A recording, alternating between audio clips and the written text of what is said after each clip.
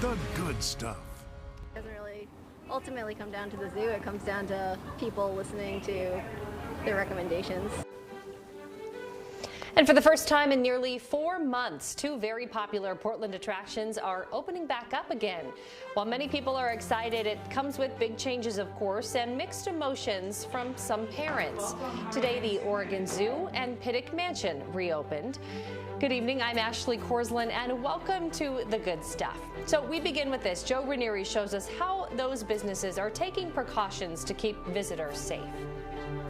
For the first time in nearly 4 months, the Oregon Zoo is back open again, at least for members only for the next couple of days. But as you walk through here, you're going to notice some big changes, especially when you walk through the entrance. Krista Swan couldn't be more happy to be standing in front of the gates at the Oregon Zoo. Oh, it's such a relief to be open and to be welcoming guests back. It's like I almost get teary-eyed about it. She's the marketing and brand manager for the zoo, and while she's happy to be back open, she wants to make sure guests are prepared when they come through. We have these blue paws throughout the zoo that are both a reminder of 6-foot distance, but also a reminder to kids not to touch surfaces. So we're asking parents and kids to watch for the blue paws. They're also limiting visitors. The first thing and most important is we're requiring people to pre-purchase a ticket online that are in timed segments. And by doing that, we're limiting the number of people that come in at a time. Along with purchasing tickets online, you'll also be required to wear a face covering. That includes kids 6 years and older. One parent I talked with had mixed emotions about being back. It feels good to be able to get him out of the house and, get him somewhere where kids can run around and play, but at the same time, it's also kind of a little nerve-wracking. Trying to calm nerves of guests and employees is what they're doing at Pittock Mansion, too. They reopened this week for the first time since mid-March. Jennifer Gritt, Associate Director, says she's following strict guidelines to make sure they can stay open. We won't allow more than 25 people in the mansion at one time.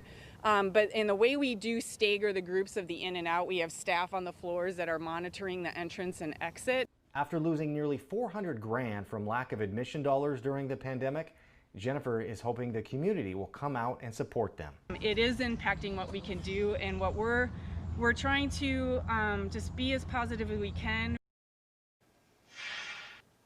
That was Joe Ranieri reporting. Another Portland favorite, the Japanese Garden, recently reopened too. Staff tell us they see up to 150 guests each hour. I believe that. They also say with the safety changes they've made, things are going pretty smoothly there. The number of guests in the garden is limited and people walk on one-way paths to keep social distancing going. Well, check this out. A Beaverton woman turned an old cabinet into a food pantry. This is near Elmonica Elementary School. Jennifer Chen put this up about a week and a half ago with help from her neighbors. The pantry is stocked with all the basics like rice and beans. Jennifer tells us she was inspired by online images of other food pantries and free libraries. She hopes that this inspires others to do something similar. People can just pop by and grab food if they need it. That's great. Well, we appreciate Jennifer's neighbor Nancy Norman for letting us know about this wonderful deed.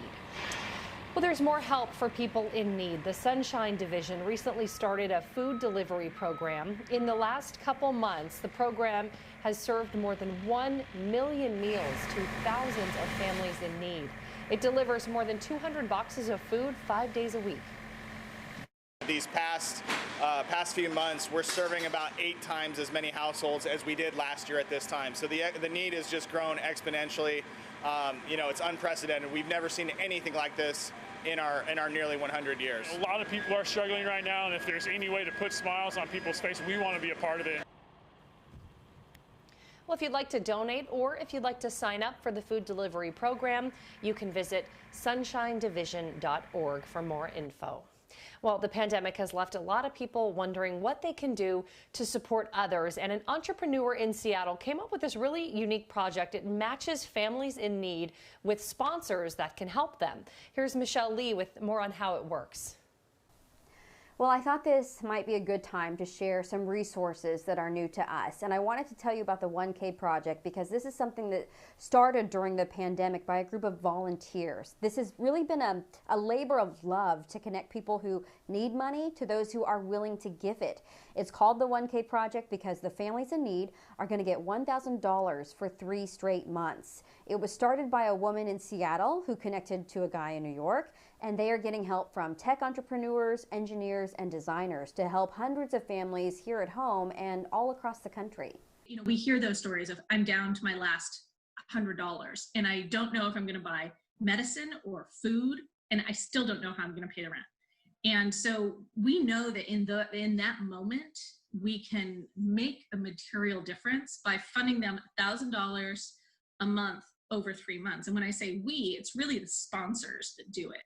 So the project works when business owners and others share an application with families who've lost income during this time. Then those families give the group basic information so that it can match them with a committed sponsor, and then the group uses a private GoFundMe page to anonymize the donations. And that was Michelle Lee reporting. So you can learn more about the program by going to 1kproject.org. You can find details on how to sponsor a family or how to receive help. Well, Portland Trailblazers, speaking of food, CJ McCollum is a busy guy these days. He's gearing up for the NBA season, but he is releasing a new cookbook. Just trying to continue to encourage families to eat healthy, to cook healthy, and continue to really focus on their fruits and vegetables. We'll hear from him in just a bit. Also, I asked on Facebook what you're doing to pass the time with your family this summer. You can text us your pictures or your videos to 503-226-5088. But we had so many great comments, so we want to share a few of them as we head to break.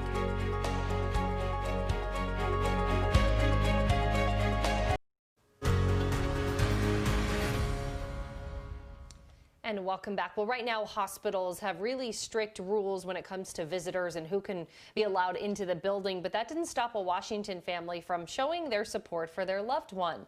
Drew Mickelson shares their creative Get Well message. If 2020 was a piñata, it would be a gigantic hornet's nest, don't you think? When Namaste Cons felt tired and had trouble breathing last week, she got worried. But not about COVID-19. I'm a cancer patient, so it has come back and it has metastasized. So my fear of that now finally flexing its muscles more is even a little greater than of COVID. The potential for pneumonia meant no annual summer trip to the coast. And because of the pandemic, her family couldn't visit her in her third-floor hospital room, or even waving signs from the parking lot wouldn't work. I kind of floated the idea of floating some balloons up to her room, but I was more joking because, you know, obviously that would take a really long string. But Namaste's husband is a big fisherman, so after going on Google Earth to map out the area, he and his stepdaughter found a spot and attached a fishing line to 2 helium balloons. I was laying here and out of the corner of my eye I saw movement, so I looked over and there are these 2 balloons rising and smiling at me. And at the same time my phone rings and they say, "Can you see them?" Even in such a difficult situation, she has her humor, she's seeing the bright side of everything, and she's bringing a lot of positivity to those around her. They tied the balloons to a bush, but the wind has knotted them up in a tree out of Namaste's view, but right in front of the hospital's critical care unit. The family's Get Well message, according to one nurse. And she said, "If you won't believe it, but the half of the hospital is talking about these balloons, and people are so happy." And the nurse from the ICU told me, "We are having the greatest time with these dancing balloons. They play peekaboo with us." That's really sweet, and Drew Mickelson did that report there. Well, Portland State University has a new chief of campus public safety. This is great. He happens to have a really interesting side career. Get this, he is known as the comic cop. That sounds interesting right there. So Willie Halliburton, you see here, was sworn in this week. He started working for PSU in 2016 after a 32-year career with the Portland Police Bureau. I truly, truly am honored to wear this uniform because I know the tireless efforts that we give each and every day out there trying to serve our public, trying to be leaders in our community. So aside from serving the community, Halliburton has a passion for acting and for comedy. He's performed stand-up comedy both locally and across the country. And by the way, Halliburton replaces interim chief Joe Schilling. Well, congrats to him, to Willie on the new job. Well, the Trailblazers are on their way to Florida today to get ready for the return of the NBA. We know CJ McCollum is a beast on the court. He's so talented, but boy, is he busy even when he's not playing basketball. In fact, he has partnered with Moda Health to release a free new cookbook. Cassidy Quinn got to talk with him about it. You have the cookbook, which is called Don't Walk, Buy Foods to Try. Yes, I have a cookbook, but I must admit that I didn't write the cookbook. I'm actually partnering with Moda Health and just trying to continue to encourage families to eat healthy, to cook healthy, and continue to really focus on their fruits and vegetables. When you were growing up, were you a kid that liked fruits and vegetables, or were you a picky eater?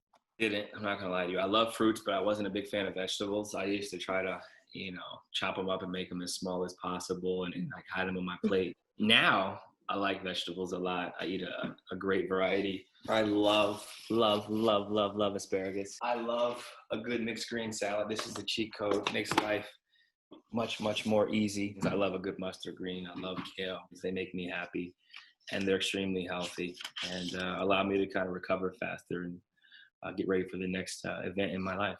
Never knowingly until about 7 years ago. Oh yeah, you hear that barking? That's CJ's new dog, Fiona. Fiona also loves kale. Fiona, I'm trying to do a Zoom call. I prepared the blood orange fennel salad with sweet mustard dressing. Whoa, that's so colorful. Not bad. The dressing was made from scratch, as they say, and I had to break out the little comparison's sake so you can see the picture. It's okay, Fiona. It's okay. She's barking. Oh, hi, Fiona. The biggest thing I want to reiterate is that health, overall wellness is crucial. We can do all the working out we want. We can do all the meditation we want, but if we don't put good things into our bodies, we're not going to always get good results. And in the long run, I think health is super important to us. Fiona. Isn't that great? That's work from home life right there. Well, a local guy with some serious woodworking skills gives his lawnmower a big upgrade. A few people stopped on the road and were wondering what I was doing, and I said, just mowing the lawn, no big deal. When we come back, we'll show you how he transformed his lawnmower into a potato launching tank. You don't want to miss it. And welcome back to The Good Stuff. So we know over the past couple months, I don't know about you, but we've all, I know I have been spending more time on our hobbies, and a man near Albany decided to put his woodworking skills to use. Steven Haskins shares his pretty unique creation.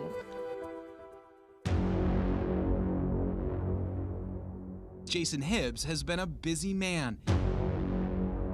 He's the founder of Bourbon Moth Woodworking in Millersburg, that's just outside Albany. But instead of making custom furniture, he's busy upgrading his lawnmower. Well, I was mowing the lawn, and, it's a classic story. You're mowing the lawn, it's kind of boring, and you think, what could make this more fun? He slapped some 2x4s and plywood on the sides and started turning his riding lawnmower into, yes, a wooden tank. I had zero plan. The plan kind of happened as I was doing it. He added a lid, some headlights, and painted his company name on the back. But it needed something a little more authentic. And then I was thinking, this isn't going to look like a tank unless it's got, tracks on it. So with the help of a friend, working tracks were built and added.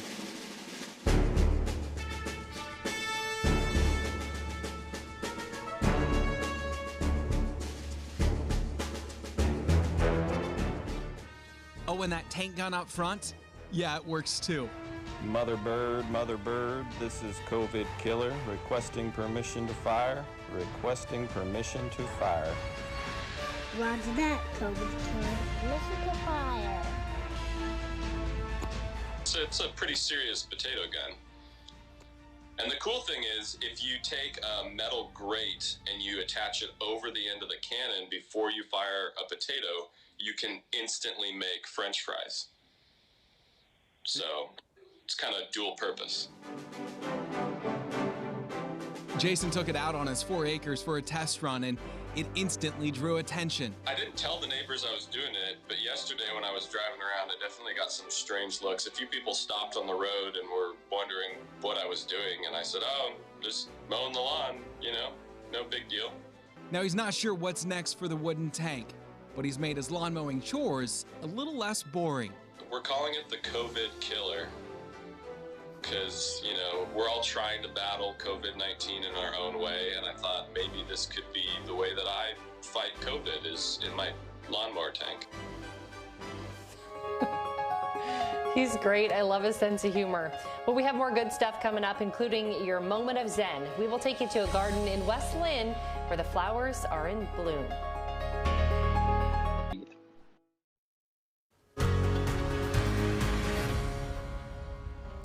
And welcome back. Well, many of us right now could use a good moment to slow down and just enjoy the present. And what better way to do that than getting outside for a bit? Photojournalist Eric Patterson takes us to ROGERSON Clematis Garden in West Lynn.